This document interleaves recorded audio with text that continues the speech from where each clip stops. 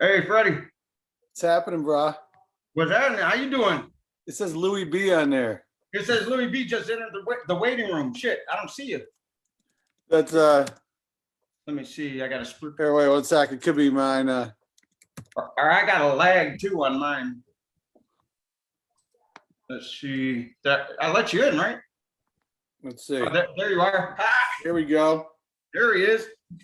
How goes it, man? And I'm good. I'm good. I'm loving life. You know, it shouldn't be this good. You know what I mean? Like I look back on the past and some of the choices that were made and you know the stubbornness and all the dysfunctional shit that I didn't know I was still working out. I thought it was pretty sweet. You know what I mean? But I it's too good, but it's not too good. You know, the ones No. that we get the lessons so we can learn them, and the ones who learn them, it's you get what you're supposed to get. It's karma. I love it. Life's good. No, How about I you? believe it, man. It's true. We ended up pretty lucky, bro.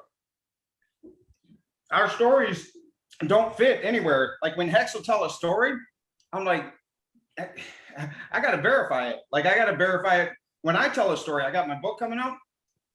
I gotta call people and say, did that really happen? Like I don't. It's because it's like a dream, you know. But only Well, there's reasons why things seem like they were dreams, I think. But well, yeah, I mean, there's stimulants, but you know, so I was diagnosed with severe PTSD in 2013. I'd had it my whole life.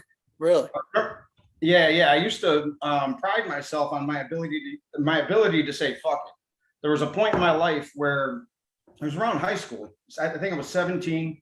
I just got out of juvie. When I moved to Hazel Park from Detroit, I was a white kid, talked black, fighting people all the time, all the way up until junior high. And then I just got sick of fighting people. So I was like, well, let me just be cool then.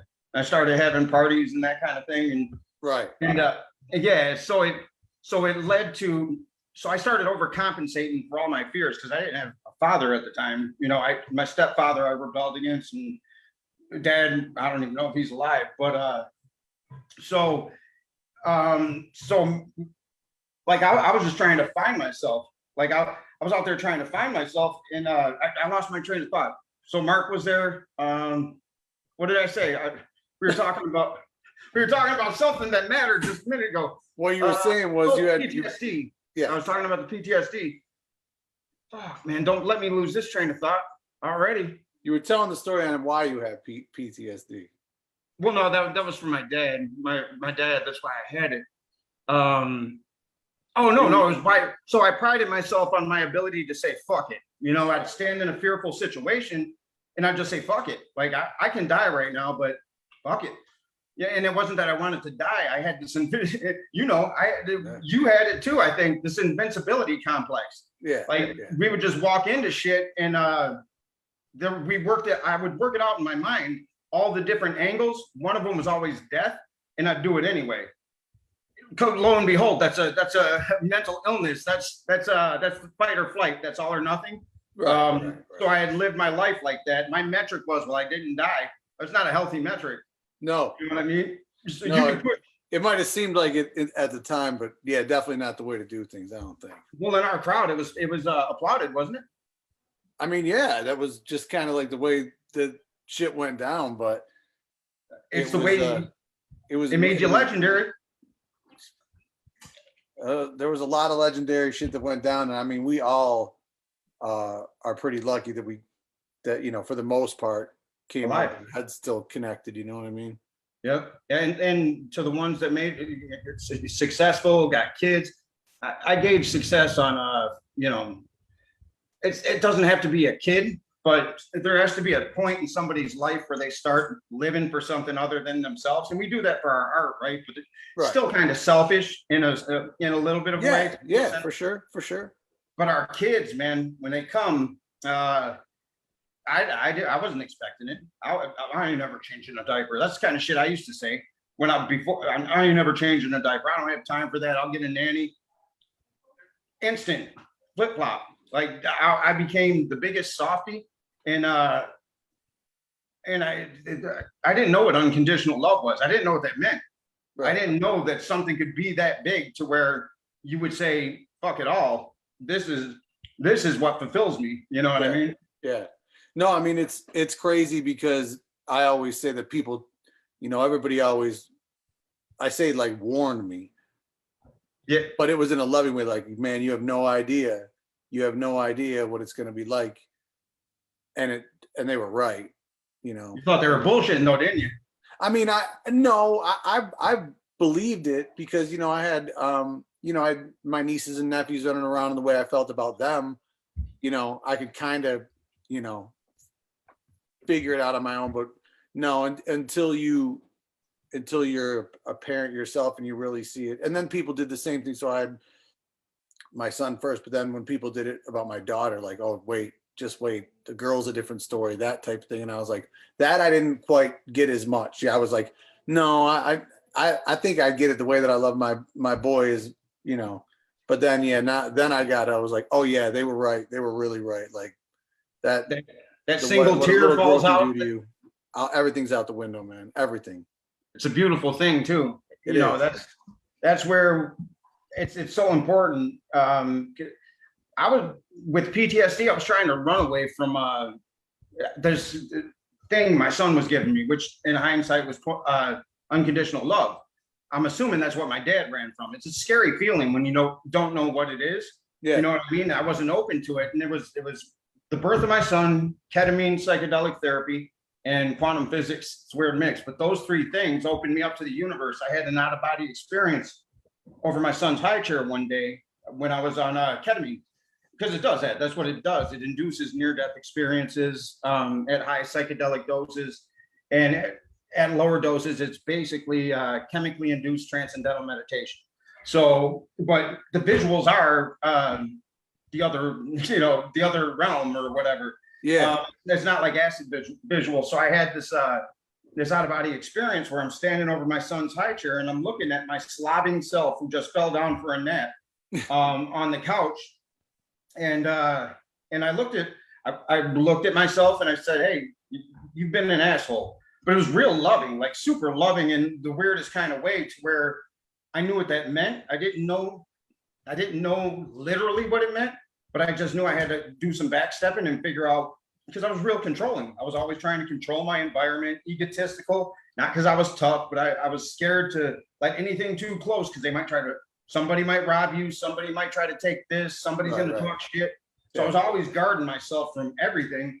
And I've never been the same since. That was back in 2008. And I've been on this journey of, self-discovery, but doing it real abrasive, like we did the other shit. You know what I mean?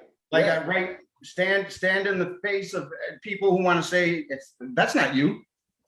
Why not?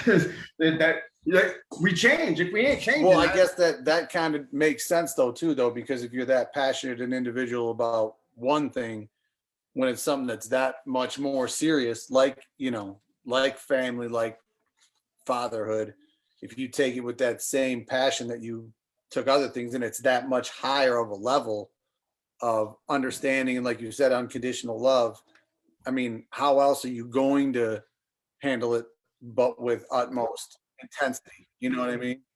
So I never thought about that either, but that makes sense. If you have an extreme personality, you're going to attack that.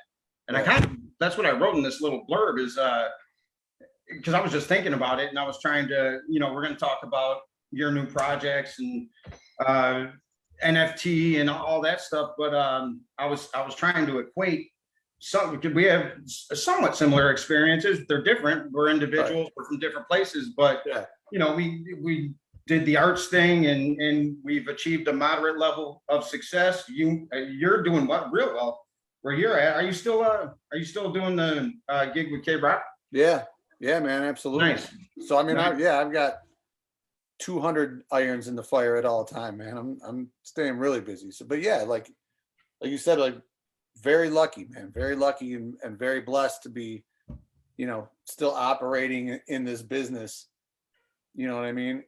And being a creative person and living off it that's a pretty special thing. You know what I mean? It's extremely special. Yeah, it's but it means something too. Yeah. Because when you look at our environment, to come through it the way we did. I remember I was always awkward in that environment because I wouldn't do what the crowd said to do. I would stand my ground and I would do my thing, but I wasn't gonna lie to people. You know what I mean? Like I wouldn't lie to people, wouldn't steal. You know, when I was in the the international drug trafficking to not be a starving artist business, I wouldn't have violent things done to people. I remember paying my boys $30,000 debt because they were gonna kill him, and I paid it. And I said, "You're not killing anybody. I'm not having blood on my hands." So I always did, even though I was fucking up, and I was I was a thug. I was an international drug dealer. That's a literal thing. Like that happened. That's one of those things that's hard to stomach. Yeah, it's crazy. I was dealing with cartels directly, So it was crazy. I'm down in Juarez, me and my boy throwing money around when 50 Cent would come on in the bar and they're chopping people's heads off. Like I look at those days and I'm like, how they kidnapped his ass after that. It was crazy. But yeah, he's not in a good place. My partner, I think about that now. I would think not. He didn't have that level. He was in the game. Like he never kept a buffer. It wasn't a means to an end. Like I would put it all in acting, writing. I would fund my art, right? Yeah. And then when my kids came, I would fund my kids.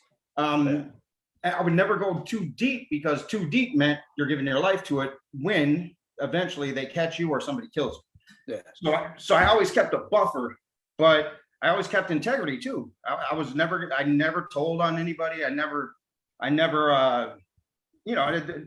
honor among thieves.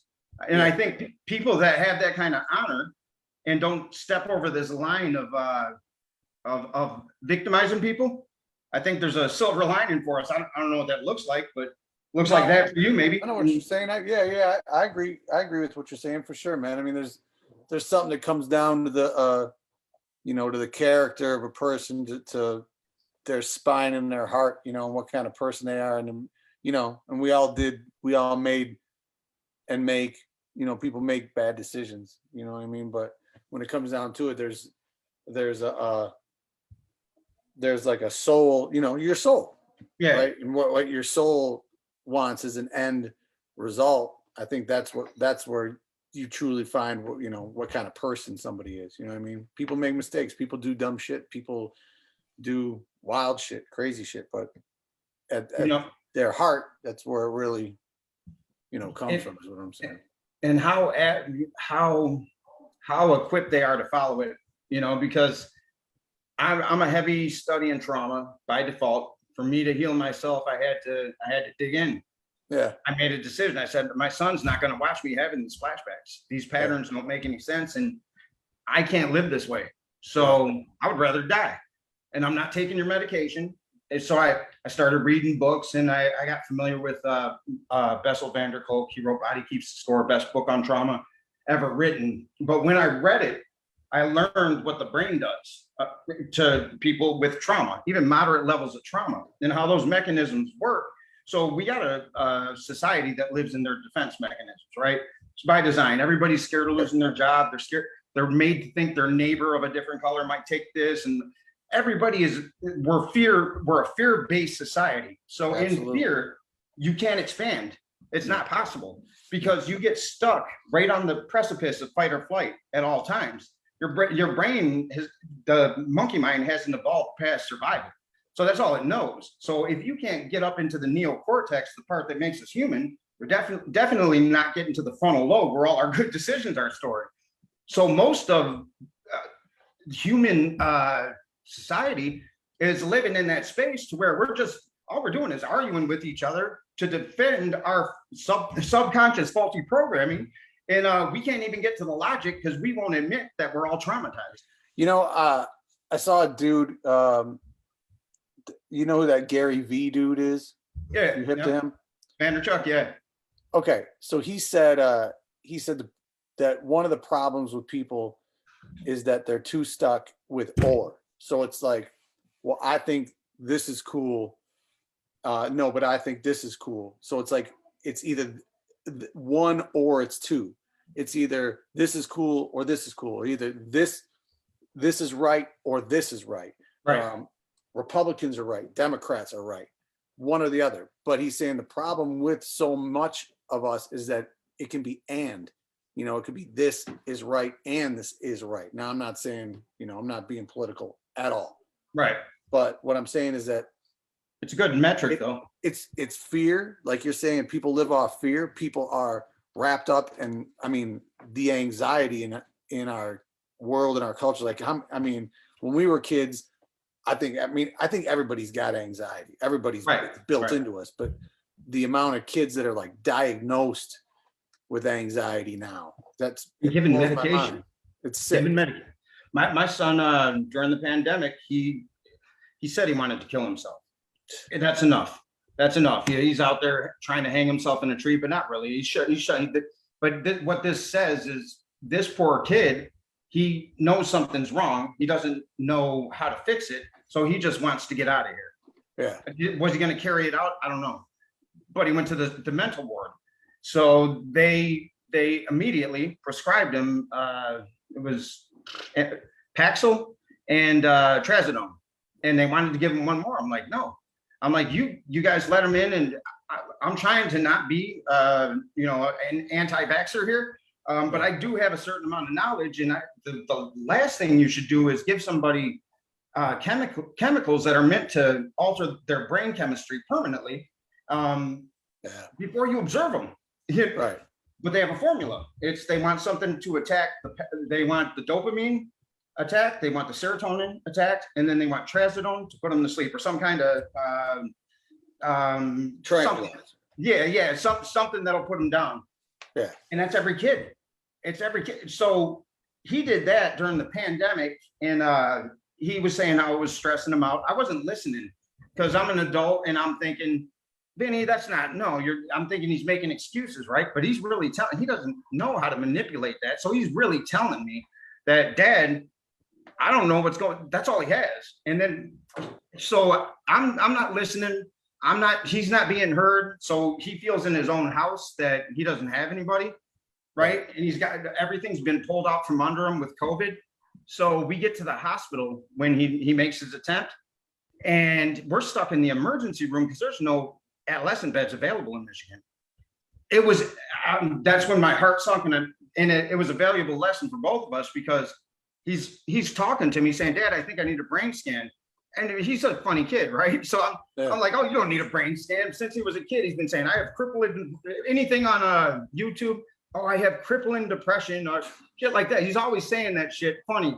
Right. And then, but he was being serious about the brain scan, and I thought he was being funny, and I was dismissing the COVID thing. And yeah, it was so bad that there were no beds available. Twice he had to wait in the emergency room for like 3-4 days just for a bed to open for a kid. It's insane. Shit. That's sick, bro. All of them, they're prescribing shit too. It's methodical. They're giving them it. They can't get their brain chemistry back. Once they addict them to that, like, they don't even have an opportunity now to navigate through, unless it's moderate doses. But you know what they didn't say is check his diet. You know what I mean? They didn't say involve him in these activities that'll make the brain balance. He's in Brain Balance. It's a program that most people don't know about because big insurance won't cover it, because it's wellness, no chemicals. And it's all about how the two hemispheres of the brain don't communicate, because they get stunted. Their growth gets stunted when they're younger. One hemisphere of the brain starts to grow further than the other. That's anybody. Oh, really?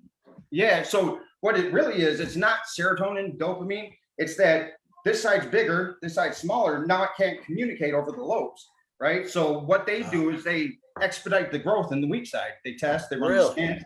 Yeah. So Vinny is now it's night and day. He's a new kid. I also took him to do MEO5 DMT. Really? Yeah. So I've been heavy in the spiritual practices, right? Ayahuasca. When the practice, I won't do it by myself because that's stupid. But when the practitioners are in town, I'm there.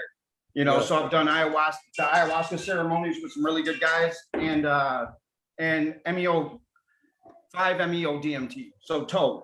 Have you heard of it? Mike Tyson talk about Toad? Yeah, I've heard Tyson talk about it, and I've heard about it here and there. Shit scares me to death, but you know what? It's the best fear in the world, because you pierce the veil and you sit in this space, and then you're like, oh shit, that's what it is. What the, I keep getting the message, what the fuck are you so afraid of? Have some fun. Yeah, it's rough out there, but have some fun, because you sit in a space where it's just one. Like, you get to the truth of who we are, and you think you're going to have all these questions. There's no questions. You just sit there and everything is perfect, and you get to bring that back into this reality and maybe do something with it. So Vinny went through a shit, and I asked the practitioner when I was there, because I know this is a rite of passage for Sonoran kids at 13. I said, my son's 12. He attempted suicide.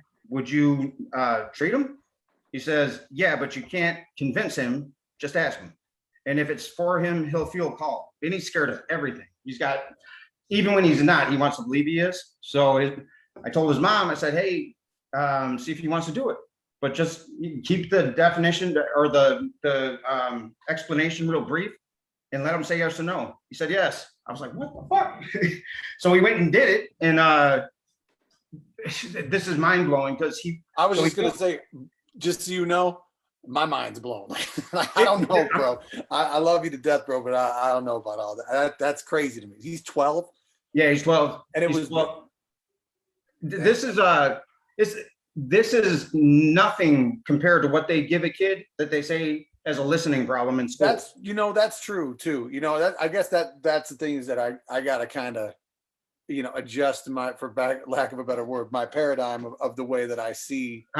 You know what I mean? See what you did there. But for real, yeah. But for real though, because why is it okay for all the stuff that you can get that they give them at CVS, right? But not for the thing that can't kill you. Right. And it doesn't do anything to you. It doesn't alter your chemistry.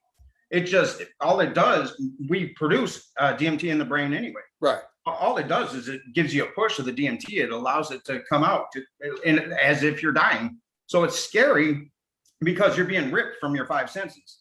And right. that's what happens in transcendental meditation anyway. Right. And not all the time, but when you get there, or in the float tank, you're just in this, time and space collapses. There's no questions. And you're just in this, it's pretty beautiful. You probably had it when you wrote that song, right? Like that, or that piece of poetry that just fucking hits you. Yeah.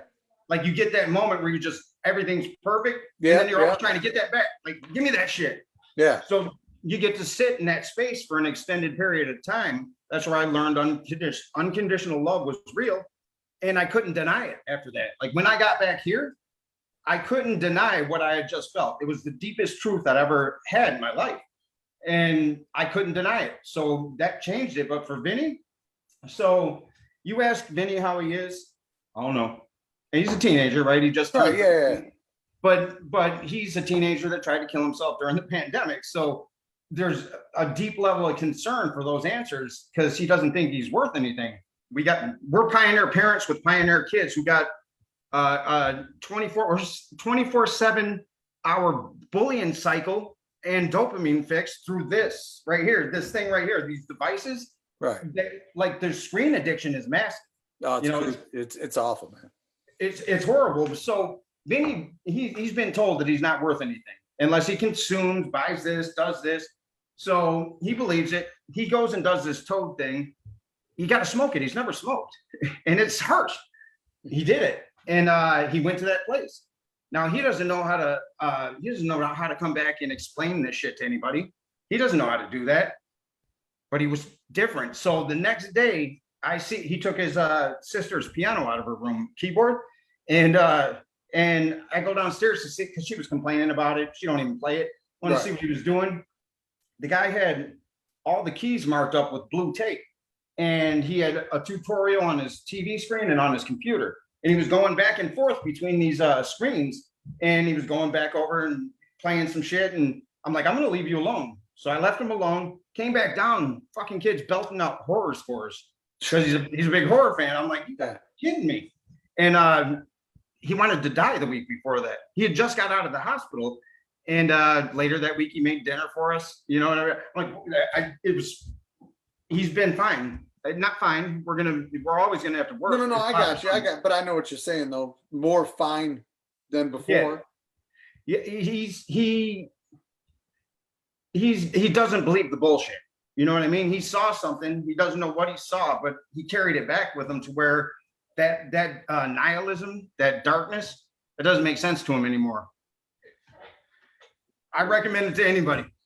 I mean, hey man, I would definitely have to do a lot more research. You should.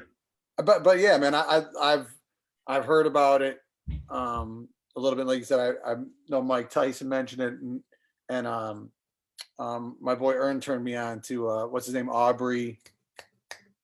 He's all over social media, Aubrey Michaels or something like that, and he's all. Oh yeah. But yeah, I mean, it's interesting, man. At this point, I mean, me personally, I'm like, I'm good as far as all that goes for right now. But you know, I'm always interested in reading up and educating myself on whatever's next. You know. Yeah, I mean, it doesn't hurt. It doesn't hurt for kids. When they wanted to give them all that shit, I went to my ketamine because I'm still in ketamine therapy. It's legal now. When I was on, no, I saw that. I saw that. So we're going on a ketamine retreat, first one of its kind ever. It's kind of like ayahuasca. The reason ketamine is kind of taking hold is because drug companies can patent that. They can't patent psilocybin, right? No. So now they're latching on. They're like, we know antidepressants are going to be a thing of the past. We better grab onto the chemical. So ketamine will wind up taking the forefront. But I started calling everybody because I know the alternatives work way better. They're only alternatives because they kill big pharma. Because you don't need antidepressants. Once it was changed and I could see clearly, I just instinctively knew not to do some of the stupid shit, right? So are you still, you don't take any medications, like, you know? No, I have a prescription for Ativan 0.5 milligram. I can't remember. A year ago I filled it. Yeah, so it's as needed, and I'll only take that if it's a night where I'm trying to get sleep, or you know what I mean, like. Right. So yeah, no, I've never taken anything, and I've been. Man, that's great. So that's. I mean, I think that's the key. Then it's whatever works for the individual. So, you know, I think that's great, man. And I think the further, you know, like that's one thing. You know, when you get to a certain age, if you can, the less medication that you are on and that you have in your body, the longer you're going to live and the better off you're going to be. Because at some point, all that shit catches up with you, all of it. It has to, and I don't see how people could think otherwise, right? It's got to catch up. It's not, and the brain ones, that's not a direct science, right? No. So the scientists, they'll admit they don't know the brain. They thought by 2029 they'd have the brain reverse engineered. They're not even close. Right. They're not even close. And what they call the hard problem is consciousness. So they can't even tell you where you come from, but they know everything, right? Right. So they're going in there and fucking around with this mechanism, and they don't even know what it is. That's insane. Yeah. That's insane. Yeah, that's true. But that's the world we live in. So how's the project's coming out in September? I don't have a date yet. No. Period. It's something. Yeah. Kind of like a play on a paragraph. The end of a paragraph would be a period. Mm-hmm. I got it. As soon as I read it, I'm like, that's dope. But yeah, I guess it came down to the fact that with fatherhood and my life being so different, and I haven't put out music in a long time, I don't want to leave my legacy with what I have put out in so many levels. Quality wise, of course, but then content wise, like, my kids go back and want to listen to my music. I don't want them listening to the music that I made in 2001. It's not me. You know what I mean? It's not me. And it's just like, it's a maturity, right? Right. That was an unmatured version of you. Yeah. And you had things to learn, and you had a lot of trauma to suffer, consequences to suffer before you got to be you. Absolutely. Yeah. So it's like, it's a much more relaxed creativity. You know what I mean? It's just being yourself and not, and the good thing is that being at this point in my life, I don't have to prove shit. You know what I mean? Right. I don't have to prove shit to anybody. I'm putting out music because I want to. And you don't have to jump through hoops for some corporation. I'll put it out when I want to. There's no release date. When it's out, it's out. When it's done and I'm make, happy with it. Exactly. Yeah. It's out there. And it's, you know, you get to make it in the comfort of my own home. Thank God, to, you know, modern technology and COVID. Yeah. And, you know, work with the people I want to work with, people that are my friends. And, you know, it's, you know, it's coming together slowly but surely. But, you know, like we were saying, there's, you know, I can't just pop into a studio and sit there all day either, because there's, you know, the kids need to be raised, and other jobs are, you know, my wife's in school, she's finishing up going to law school, like we're, you know, life is happening. But that's great, because then it reflects in the music, you know. So we're very similar, and we're where we are now too, because so the book that's coming out is called Memoirs of an American Wannabe, and it's about my life. So it's that's great, from poverty, deep poverty in Detroit to Hollywood. So embarrassed to be poor that I started trafficking drugs. I was risking my life and my freedom, so people couldn't make fun of me for being poor. So they wouldn't know my horrible secret. Everybody knew anyway. You know what I mean? And then I achieved the moderate level of success, and then I ran. Like, I couldn't be in that business. And I'm not going to say it here, but when I got this big movie, I didn't show up to the meeting with the investors. And I said I was sick. I didn't go because I knew I was going to kill myself, because it was with my dream people.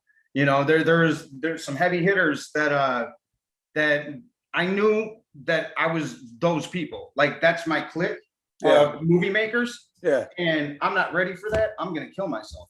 So I didn't show up at the meeting, and I bounced, you know what I mean? And I ever since, I've been the same as you, in that I'm just going to write the book, and I'm going to write it as it happens to me. And I don't have an agenda. I don't need to push this many units. If it's only my kids that read it, great. But I'm going to say something, because somebody will come back and they'll be able to talk about the craziness. But if I didn't do anything with that craziness, it's a wasted life. But right? Doug, see, that's the thing. And that's the key right there to any kind of creative, business or not even business, any kind of creativity. As soon as you start doing it because you want to do it, and do it the way you want to do it, and have no care about what anybody else thinks about it, that's when you create the right way. And you know that. Yeah. And I think so many people, I remember being, you know, a young artist, and it makes me sick to even say it out loud, but I remember being in the studio and being like, we need that radio song. We need that radio joint. Who's going to get them spins? That radio? My God, those were always the absolute most garbage shits on every record, was the ones that we thought was the radio joint. It was always the shit that was terrible. Yeah. And then it was the ones when I would goof off, and like Guinness and Armor All and Broke and things like that, when I was like literally just having fun and making a song just because it was like felt fun that day, or I was in that mood that day. That's the ones that people be like, that's my shit. That's my shit. That's my shit. You know? So just like that with the book, as soon as you're like, I don't need to impress a publisher. I don't need to impress the dude at Barnes and Noble with his latte. I'm writing this because Vinny wants to write it. That's when you write the right shit. And it's really what matters at the end of the day, because we spend our entire lives people think you can chase happiness and achieve it. You can't. Happiness is just an emotion, like every other emotion.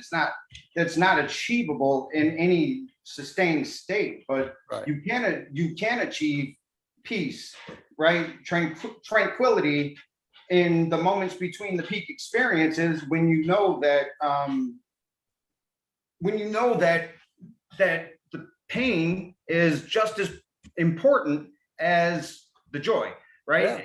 Pain is necessary. The Buddhists would say that pain is necessary, suffering is a choice. So we don't have to suffer.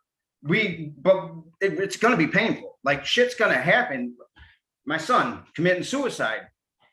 If I dealt with this suicide, and through this whole thing, I'm wanting this situation to be anything different than what it is. And I want my son to be different than who he is, rather than dealing with the circumstance as it is right in that moment, and listening and seeking to understand.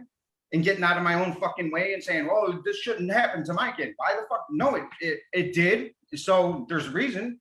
So let's commit fully to understanding this, and then maybe you can be of value to your son and the universe around you. Yeah. So we do in art, we do a huge disservice because I did that in Life Goes On too, and fuck the movie up. You know, listening to other people. I think people like this, and all that ending is, you know what I mean? And I was listening because I was chasing money in Hollywood, but I didn't know that as an artist, I was soul searching. Like I was doing my own therapy, and I ran away from that fucking business. I could have taken it to the next level on that movie, and I didn't like it. I didn't like the people, you know what I mean? Right. But I'm still an artist. Still, my soul. That doesn't change if you really are.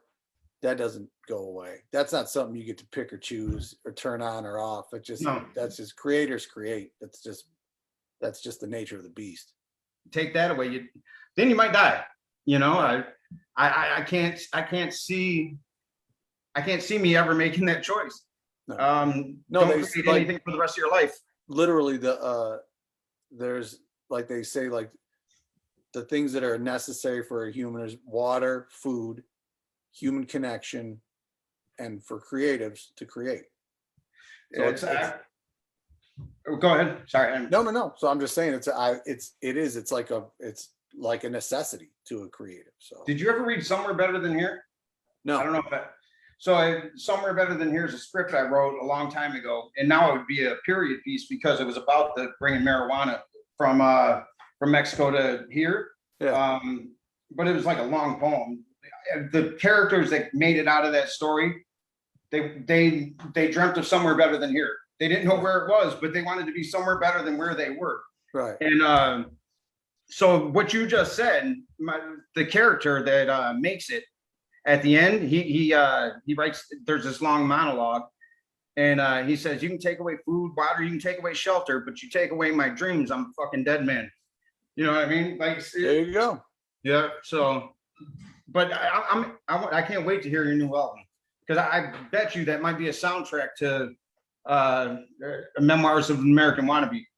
You know what I mean? And that's and it is, and I think the whole thing is that like before, but much more relevant now is that it's a mirror put to life, right? So my life now is much different than my life then. Yeah, but in thank God, a much better way. But it's also a good way to be like this to that part of who I am as an artist. You know what I mean? I do a lot of writing for other people now. You know, it's just as paradigm. I'd just like to wrap it up, kind of. You know what I'm saying? Yeah. But it's cool because it's not. You know, you wouldn't listen to it and be like, ugh. Yeah.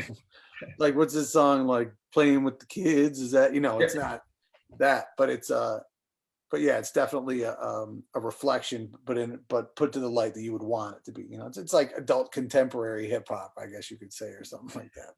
There's a space for it, man. Because you know Lecrae, Lecrae. Yeah, I like a lot of his stuff. You know, he's heavy on the God thing, but there's a space for that.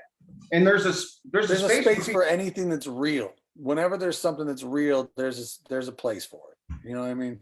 Unfortunately, sometimes, you got donkey shows in fucking Tijuana. I mean, there's always a space for something, but then there's that undercurrent that fucking, when an artist goes out there and just puts it all out there, like you're doing, you never know if that's going to be the thing that latches on, because typically what people wind up latching onto is things that they feel, but they haven't admitted in themselves. Right. So I mean, it's funny on my Instagram. So for everybody, you know what? I don't even know how to check comments on this shit, but I will later, and we'll get to everybody. And I posted your information, but yeah. So I ran into you at that kid's birthday party, right?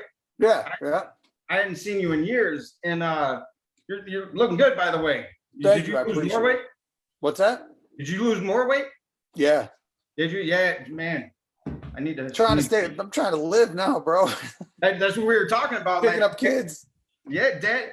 being a dad, you want to, I believe atrophy is a choice. You know, I think we get to decide if we want to wither away like we told we are going to. Right, and right. I ain't doing it. I'm going to increase the positives and hope. But yeah, no, looking good. You're doing your thing. Thanks, man. What were we talking about before that? Fuck. How do I keep losing? We'll get back. We're talking about donkey shows in Tijuana and the mushrooms and something. I don't know. Yeah, you were talking about donkeys on ketamine or something. Oh, that's fucking sweet. Donkeys on ketamine. That's, you know, we get 3 million fucking views in a day on that shit on YouTube if we had a video named Donkeys on Ketamine. Name your album Donkeys on Ketamine. Yeah, I don't know if I can go that far. I don't know if I can go that far. That's fucking crazy. Because it's true. It's crazy because it's true. Yeah, yeah. So I met you at the birthday party, and it's funny. Jude said the same thing to me. But Jude just says, "Hey, I be peeping your Instagram." That's what Jude says. Yeah, right. He's not gonna like anything in public. Right, yeah, he's not gonna be like, oh, that's, you know, like that thing you put today about a dad. Like, man, I love shit like that. Like, because it is so true. It's so, like, people have no idea. You know what I always like? The other day, my daughter was in my arms, and I did a little selfie of her, and I was thinking about posting it, and I did. And I'm not big on social media like I used to be, but I thought about, like, in the days where dudes would hold up pistols in their MySpace pictures. Remember when everybody did that? Yeah. Like, you know, to be like, oh, I'm dangerous. Yeah. And I just thought to myself, I was like, this shit makes me more dangerous than anything. You know what I mean? Like, the protection over my family, you know, my children, my wife, my family outweighs anything that I ever thought I was badass about. You know what I mean? So, because you won't back out of that. You won't back out of the protection. You won't back out of the protection. You can't see under any circumstance where you wouldn't do what was absolutely necessary to protect one hair on their head. Right. It's unfathomable. Yeah. But if somebody fucking says some dumb shit, you might change your album. You know what I mean? Yeah. Right. Oh, I mean, there's no. Yeah, man. I mean, there's some things that don't change, but it just, you know. I know what that is. Like, you look at things smarter now. You know what I mean? I'm much more smarter, much more elevated than I was then. And me too. And my blood pressure's lower. Is it? So it's gotta be. Jesus, man, who knows? I mean, that's what happens. So people kind of ease it. It's not easy, because for me, I had that come to Jesus, come to ketamine moment, whatever you want to say. And I knew right then, I knew that I was wrong. I knew that I had to make adjustments, and it was going to be a process. Some people think that when you have that moment, that moment of clarity, that it's supposed to get easy, because you know it. That was my big mistake, and that's always been my mistake. I think I can think my way out of problems. You can't because of what I said. If you're in your defense mechanisms, you're not even getting into your neocortex. So you're living in your defense mechanisms, and you can't think about it logically. You physically cannot do it. That's what I was able to give myself a lot of grace for all the dumb shit I did when I realized I was a product of my environment for so many years. I didn't know I had PTSD. I didn't know I was angry. I would yell at the people and want to fight them who told me I was angry because they were so wrong. Yeah, you know what I mean? Sense. Yeah. But I was like, I look back now and I'm like, man, I was fucked up. It wasn't until I got to LA that I started seeing people were different. Like, you can have an argument without having to break a bottle over someone's head. That was weird to me. I'm like, what? Like, they just pushed each other and hugged. What the fuck? Yeah, this is weird. Yeah. Yeah, this is some weird shit. No one's shooting any. I mean, they're still shooting, but yeah, they are. Well, they are still. They're shooting more now. Yeah. Oh yeah. Yeah, just not out in LA. They're talking about it. Right. LA, it's a well, that's not true. I'm talking about Hollywood. Right. Yeah, once I got there, whole different podcast. Yeah, that is a whole different podcast. Yeah, superpowers. You got those superpowers now. Nobody can tell you shit. Like, it's good. Isn't it good to know the truth? Like, there are no truths in the realm of phenomena, right? We're here. The only truth that's perpetual and permanent in on the earth plane is change. That's Yeah. always going to happen. That's It's the only thing that always happens. Nothing else is permanent. Yeah. Change is the only thing permanent. So once you know that, then you can let go of the attachment to the things you think are fixed, right? Yeah. Like Yeah. my son's not supposed to be unhealthy. Yes, he is, and you're supposed to be there for him, and that's going to give you guys superpowers. And like you You said, know? that goes back to what you said about the pain versus the suffering, right? So Yeah. you know that situation brought you pain. How do you deal with it from there? That's where the suffering, do you suffer or do you move forward and crush it out and fix what's wrong? You move forward. You know, the hard realization though is that when you know you don't control people, places, or things, right? They'll say it in the 12-step programs all the time, and that you can't. We try, like me, I tried to control my environment out of fear, and I had the illusion that I did pretty good. I didn't, because you can't. People do what people do. Things do what they do.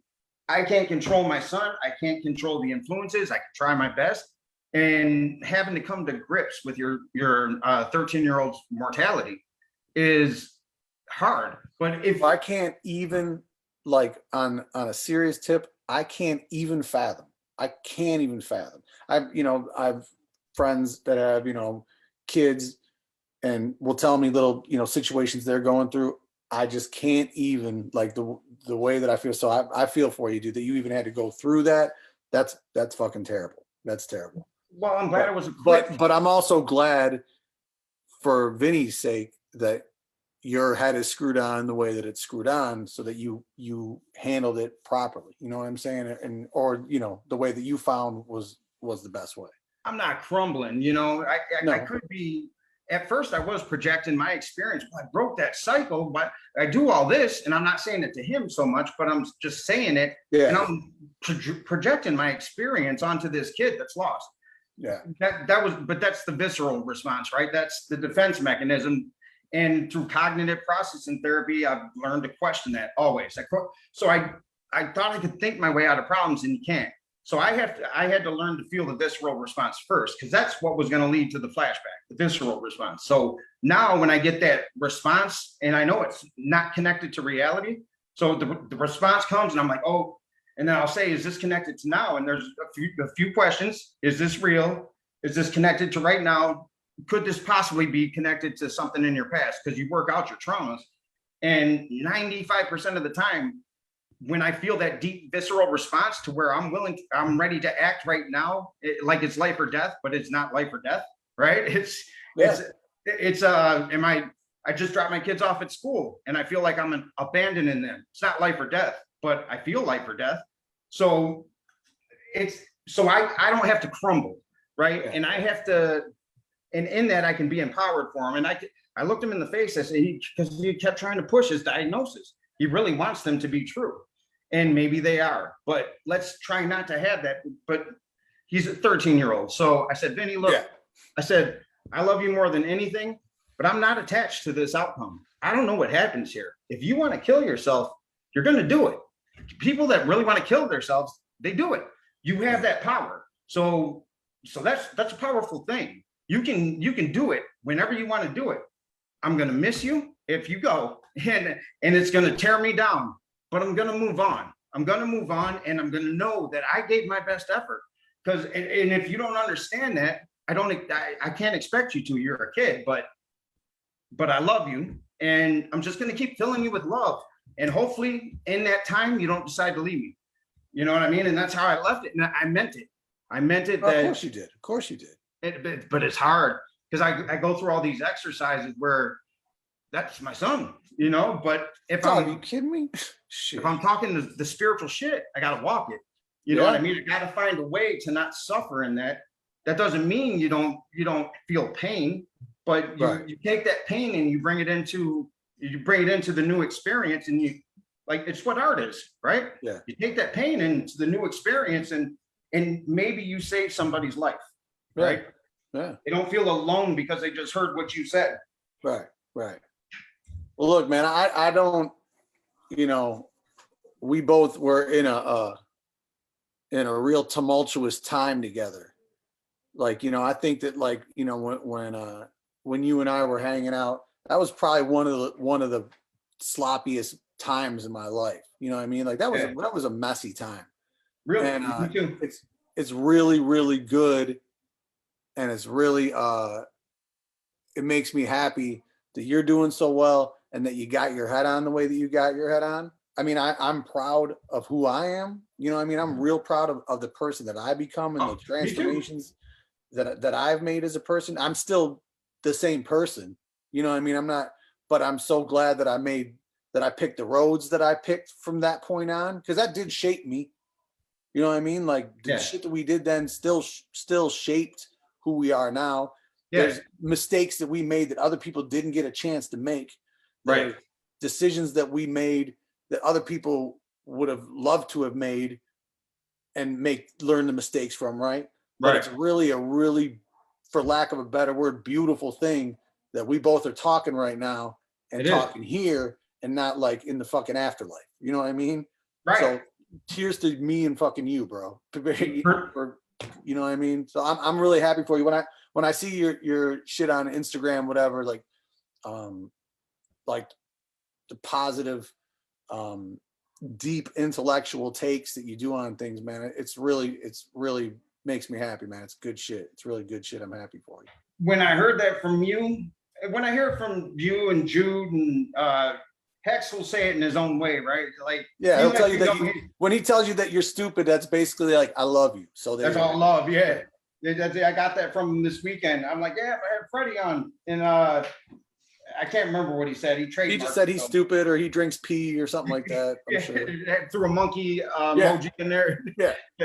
But when I hear it from people that have made it out of this, some are worse for the wear, but people that took those lessons and brought it into a lot of them fatherhood. Like I see a lot of my friends who were knuckleheads. We're lucky. We're lucky to be alive. So lucky, bro. So lucky. So the fact that we're here and we can translate that into parenthood. We're creating this new generation. So we have access to the internet. We've never had that in the way that we do. These kids are pioneer kids. They have access to it all the time. Now we have to navigate them through that social media addiction. It can be positive because if you're in Detroit, where I grew up, and there's no meditation, you don't know what that is. It doesn't go anywhere. But now, if somebody is taught, hey, why don't you look this up? They can go to it and they'll find their people. At the same time, you can find out Earth's flat and you find those people. Right. You know what I mean? Or you can find out whatever you want. But if we're able to navigate people toward the things that will make them grow, then we got power here. Yeah. But so it's a beautiful thing that and we're still in this art space. I mean, for me, for some reason, I don't have to be. You know what I mean? You're not doing it for the money. I mean, but there's something valuable, and we say it's our kids, but I think it's our kids and their friends. You know what I mean? Yeah. Like they're different. They're different. They have so much information now. Oh my God. If we can help them navigate that bombardment of information, they can change this fucking planet. I learned from all three of my kids, like things that I'm like, I'll say, no, that's not the way that it is. No, you don't do it like that. And then like 2 days I'll be like, that's the way they do it. I have no fucking idea. Even learning less.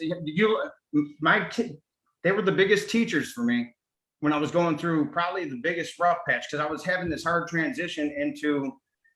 So when I had Vinny, it was we did cut print. It was right after cut print. So that's when Vinny, 2008. So we had the film incentives here, right? For 3 years, we were booming. And so I'm thinking, we're never leaving this place. This is fucking sweet. Had Sophia. Then Snyder comes in, rips the incentives. Now I'm out in Michigan and it dries up. There's no money out here. I can't be a full-time artist anymore. My art's gone back home, right? So, but I got these two kids. And this is the same time where I had the option to do this movie and I didn't. I had a decision. Am I going to go back to LA, be a paycheck dad? Am I going to take my kids to LA and try to raise them in that cesspool as a single father? Fuck no. Or am I going to stay here and be a dad and do my art as I see fit? And so that's what I did, but I didn't know what the fuck I was doing. I didn't know how to not call myself an artist, right? Like, No, I can't, bro. You can't. That's not a choice that you get. If you're an artist and you figure out that you're an artist, you're just an artist. It's like you don't have a left leg. You just don't have a fucking left leg. That's just it. Period. If you're an artist, you're an artist. You. That's a great way to say it, because I felt like I was missing a limb. Yeah. So, and I had too much pride, foolish pride, to go get a job because no, I'm this, so I should be able to find. No, motherfucker, you got kids. That happens, man. Yeah, and it's the best thing ever. It's the best thing ever because it helped kill the ego. That was one of the things where, and when I finally said I'm not going, it had been a long time since I'd smelled poverty, deep poverty, and it was there right on my doorstep. It was the universe saying, "This is a neural pathway you're going to have to open up.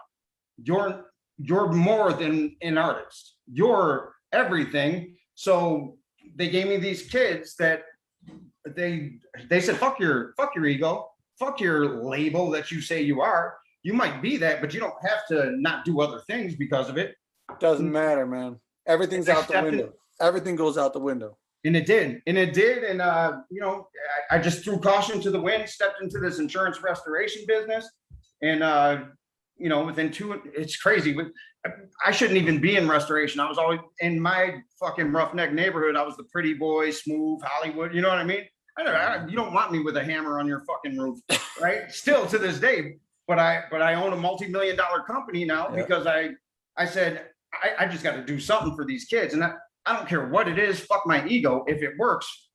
But what it turns out being is I get to beat up insurance companies for the little people. Like it is real too. Now listen. Here's the other thing too, is that in essence, that really is, you created a way for you to remain creative. Yeah, I did. Yeah. So while it's the foolish pride point is right, but your brain, there's a starving artist, but at a certain point, if you're a parent and you really give a shit like you should, being a starving artist isn't a choice. Being an artist isn't a choice either. So it's dumping the foolish pride and having the pride of being the father that you're supposed to be and making it so you can be the creative that you need to be. And you create a space.